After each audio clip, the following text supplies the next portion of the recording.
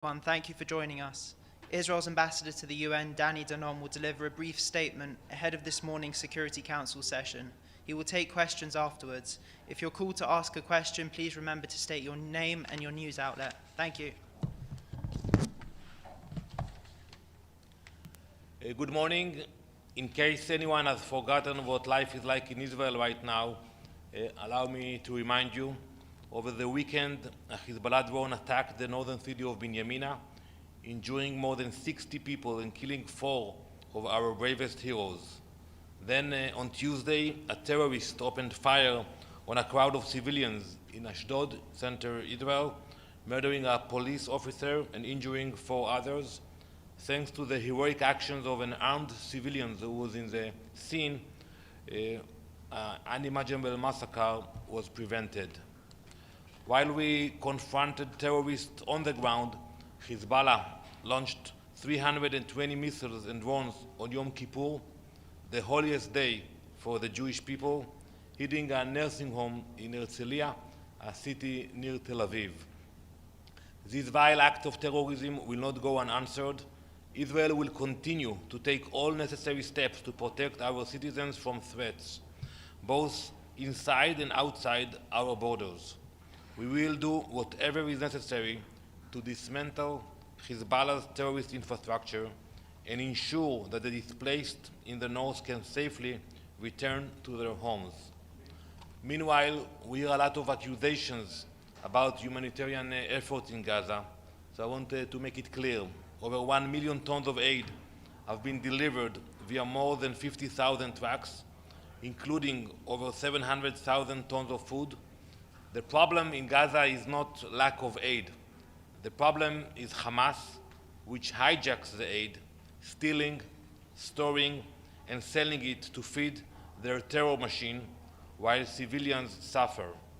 Despite all these challenges, Israel continues to uphold international law, going above and beyond our obligations. I'll give you a few examples. We recently coordinated the transfer of patients from a hospital in Jabalia to another location in Gaza. We delivered 70,000 liters of fuel to maintain medical services, and we continue with the polio vaccination efforts.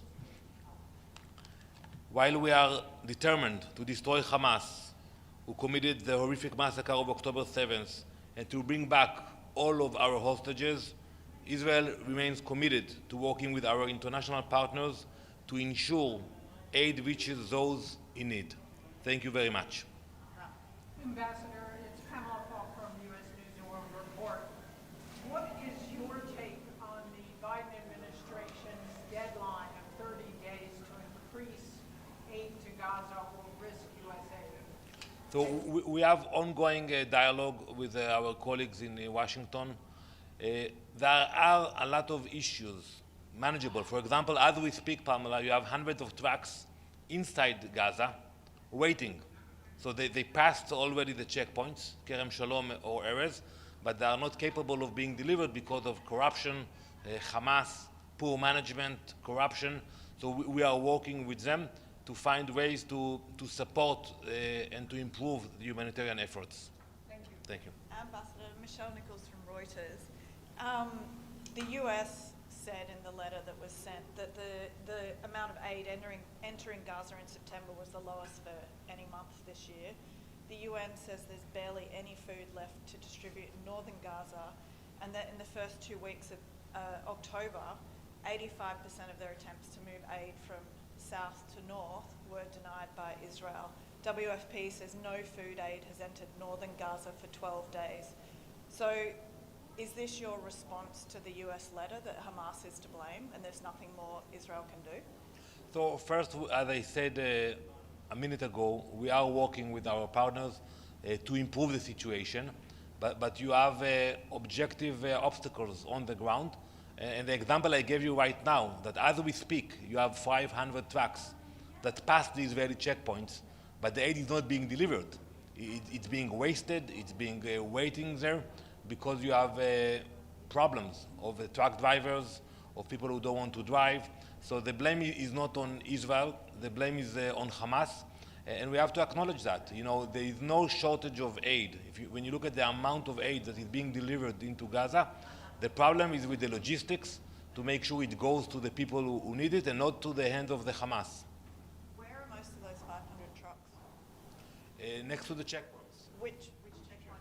We can provide you the exact information. Ambassador, this is Gabriel Zondo from Al Jazeera English.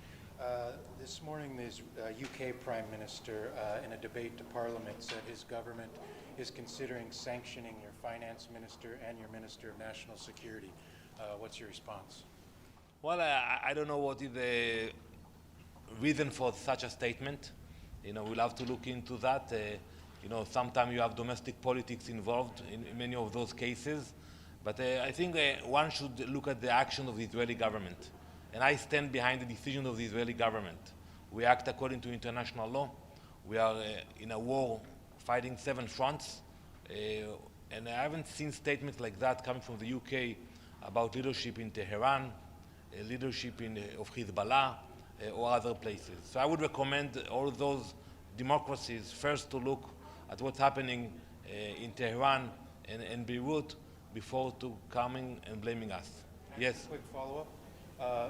Israel bombed the municipal office in the southern Lebanese city of Nabatea today, killing the mayor. Why? Well, you know, we target Hezbollah bases. We know that Hezbollah is being involved many times. They take advantage of civilian facilities. I can look into this specific incident and give you answers, but we have good intelligence on what's happening in southern Lebanon, and we have proved it, that they cannot hide. They cannot hide, and we will find the terrorists of Hezbollah wherever they are. Benny, please. 2 questions. First, is it time for the IDF to take over the management of distribution of humanitarian aid in Gaza? And the second question is, there were press stories about an Israeli plan to divide Gaza into 2, north and south. Your comment. So I think, you know, the distribution of aid is a challenge. And I know many of our partners are discussing it with us, because you look at the amount of money that is being spent, amount of aid that is being delivered, and still we are discussing the challenges, and there are challenges in Gaza today. So I think, yes, it is important to have this discussion.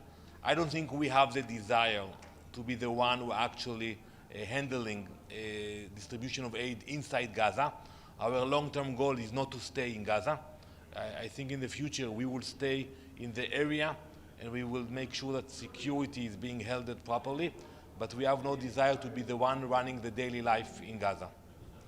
Thank you very much. What about that division of Gaza into north and south and evacuating all the north, as was reported in the Associated Press and other places? I'm not familiar with anything concrete now, but there were a few ideas at the beginning of the war, and I think the main challenge is what you do with Hamas.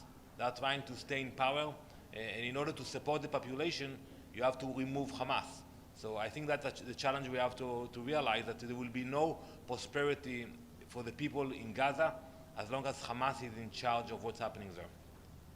Thank you very much.